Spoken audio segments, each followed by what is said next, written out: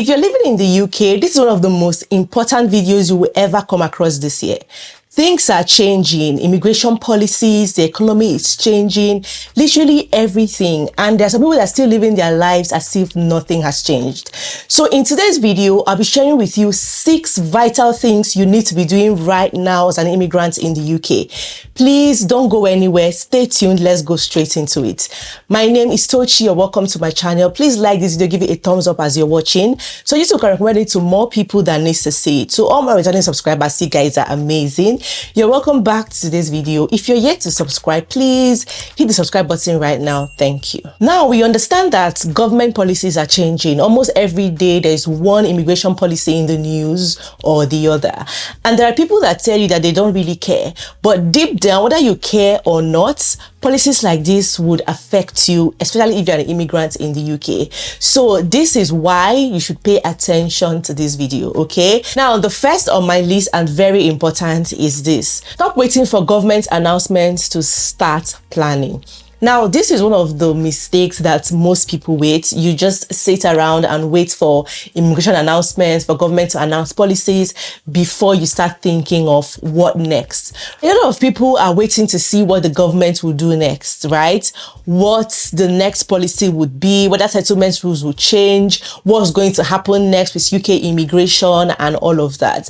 But while you're there waiting, life is moving on. Things are happening, right? So you have to focus on building your skills, building your career, save.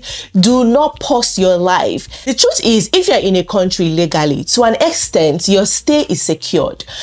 Now, if the rules change eventually, you have to consider, do I want to continue to stay in the UK to wait for this amount of time before getting settlement, or do I want to go to another country where I can get it faster? These are the things you should be considering, because it's not about the noise now. It's not about panic. It's not about listening to what people are saying. It's about you making the right choice. You know, what suits you, what's best for you and for your family. If you're on a study visa, you already know what's going to happen. You already know how difficult it is now to get COS, to get skilled worker visa. So are you in a field? Do you have skills that can easily give you a job that will be willing to sponsor you, to pay you the amount of money that qualifies for you to get a skilled worker visa? Are you? If not, what's your next plan? What's your plan B? What are you going to do differently so that you don't get stuck? Right? You know that post-study work visa is changing very soon. It's going to be now 18 months. You have all this at the back of your hands. You should start making plans as soon as possible. Make haste while the sun shines, right? Because a stitch in time saves 9. Like, focus on building yourself. Focus on building your career. And something I've noticed with the UK especially, when they make announcements like this or policies like this, there are some visa categories that they do not touch, like the global talent visa, because they know that you are talented, you are an asset, and no matter what happens, you continue to be an asset. And another thing you should have noticed by now is that when they talk about changing rules or tightening things, it's mostly for low-skilled workers. So that is why you shouldn't be or remain in that low-skilled category. You should upskill. Whatever you need to do to build yourself, do it. That's the most important thing. So that even if you don't want to stay in the UK anymore, you can as well be an asset anywhere you want to go to. While you're doing that as well, you should also save.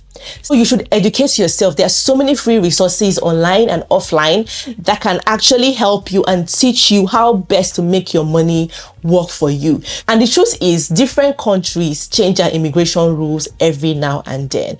So this shouldn't be something that would now make you pause your life. No. Look at the US, for instance. Donald Trump, the president of America, keeps changing immigration rules. But did life pause? Did life stop? No. Things are moving on. People are living their lives. Everything is going on as normal. So this should teach you that whether a country changes their immigration rules or not should not make you pause your life. You should instead focus on building and saving. Number 2, every family needs to have this very important conversation.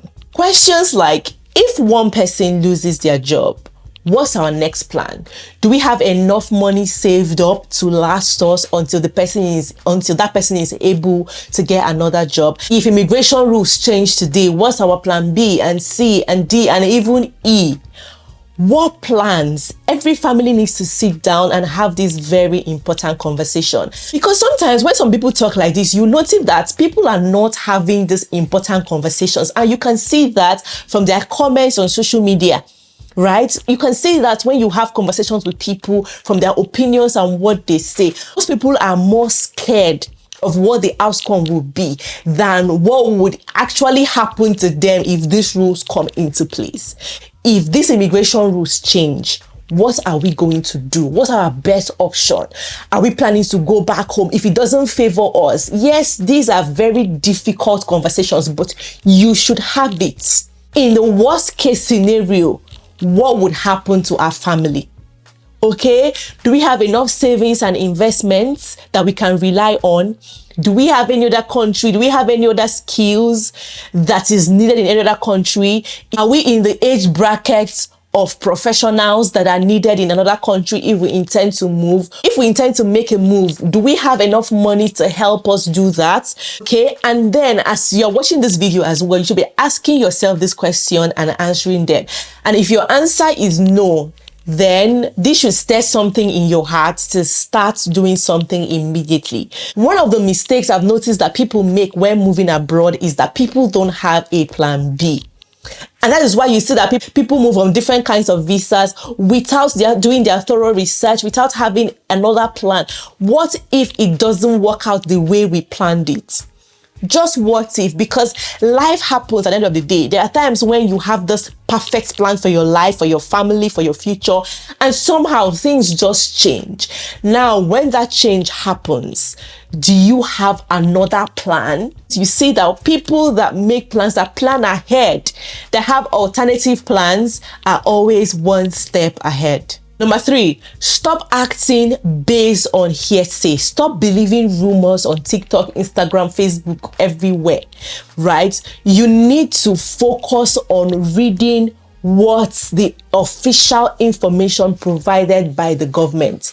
You need to focus on getting an expert opinion if you have to. Stop making life decisions or important decisions based on what somebody said or what their experience is. For example, I saw somewhere one time just recently where somebody shared that their child's British citizenship application was denied. Why was it denied, you would ask?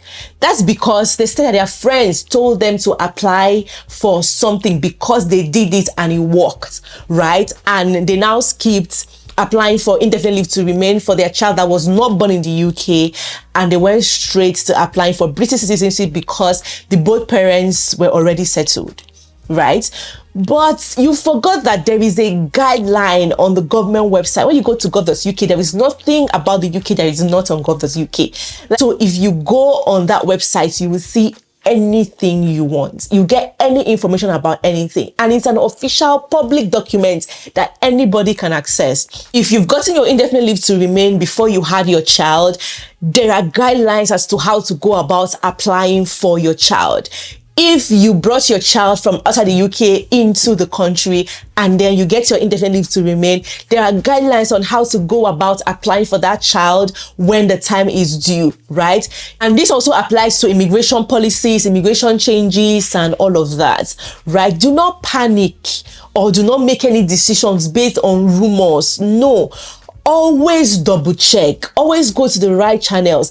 And honestly, there is something that they always told us growing up. There's this story about if you want to hide a treasure from some of us, hide it in a book. And that goes a long way to show that most of us don't even read.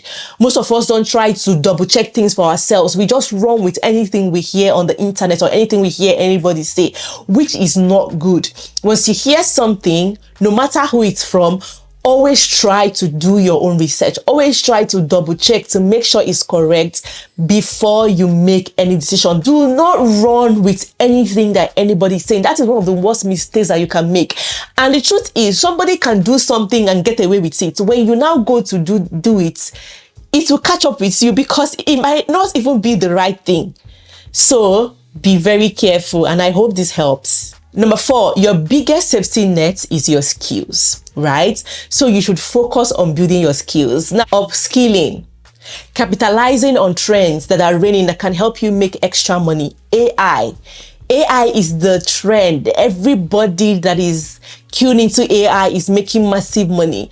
Do you learn how to create content on AI, how to, upskill your business with AI, how to do things with AI right now as a professional? And in fact, as a professional, you should even be getting skills in AI, because I think that's where the world is going right now. Try to get a side hustle. What side hustle do you know? How can you start up a business? What can you do? That is why I'm hosting a free webinar on the 25th of July by 8 p.m. to teach you different side hustles that you can do, different businesses you can start. Do you want to import from China? Do you want to create content with AI? Do you want to learn AI professionally? Do you want to start buying and selling? Do you want to create content with your phone, make money online? Guys, there is money in the online space right now. I don't think you even need any prophet to come down and tell you that things are happening for people, but you need to you need to tap into it. And I'm going to be showing you things that you can do. If you don't know anything, you're confused about how to start. Well, you even know some things you want to start, but you don't know how. You think you don't have the money.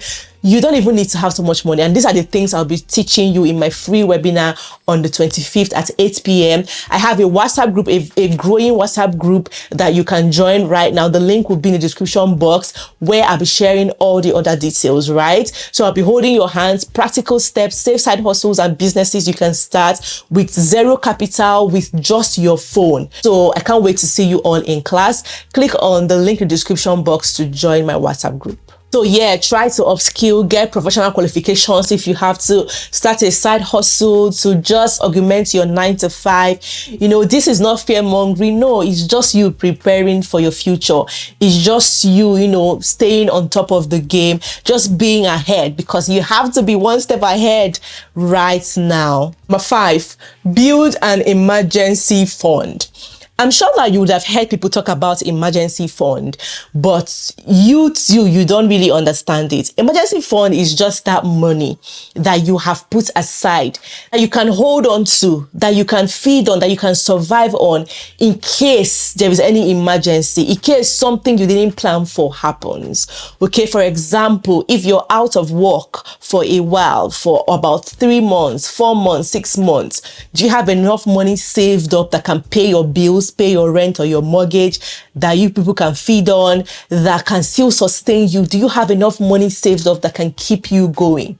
So as an immigrant, right, anything can happen. The truth is, nobody's even coming to save you. So you're literally on your own. So when things like this, when things go south, when you're ill, when you're out of work, what happens to you and to your family, right? Even in the worst case scenario that we don't even want to talk about, that one, what happens to your family in that case if you don't have all these things in place? Because you never know, guys. Life happens, and it happens all the time. You can put it in a high yield interest savings account where it can be giving you small interest every month, making you small money. But the point of this video right now is for you to have an emergency fund. If you don't have it, it's a question to be asking yourself right now. Sit down with your spouse and discuss about emergency funds and how you can start. And number 6, and finally, do not put your dreams on hold. Do whatever you still want to do. All those plans, all those dreams, everything you want to do. You want to get a new certification. You want to explore the world. You want to, whatever it is you want to do, do it. One of the biggest mistakes that you can make is to think that someone else can change your future. No. Government will always change policies. That's the truth. Not only government, companies even change policies. Every now and then they try to look at their policies, company policies, immigration policies, and just see how best they can change it, what's working, what's not working.